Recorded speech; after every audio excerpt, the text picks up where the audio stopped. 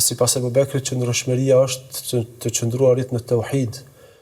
Pastaj kjo çështja e tauhidit është çështja e gjerë që përfshin tauhidin në rububiyetin e Allahut, në krijimtarinë e Allahut azza wa jall, gjithçka që Allah azza wa jall ka kriju, sundimin e tij në edhe këto çështje tjera.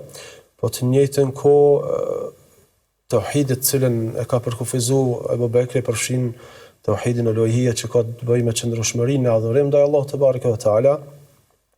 Po të njëjtën kohë ka të bëjë edhe në qëndrueshmërinë në emrat dhe cilësitë e Allahut të Madhërisht, që pastaj kjo qëndrueshmëria në emrat dhe cilësitë e Allahut të bareke ve teala i jep edhe forcë edhe i jep një dimension, i jep edhe një përkufizim edhe më të plotë gjithë asaj që ishte më herët, për arsye se çdo burim në krijimtarinë edhe në çdo besim në krijimtarinë dhe bindje në krijimtarinë Allahut azza wa jall, edhe në qëndrueshmërinë në krijimtarinë Allahut azza wa jall me besim të plotë, pastaj në ibadetet ndaj tij, pastaj duke ditur emrat e tij, që në emrat e tij ka emra të ndryshëm si furnizuesi, si ka emra shëruesi, të cilat kanë bojnë, domethënë e përforcojnë njeriu në këto dy të parat.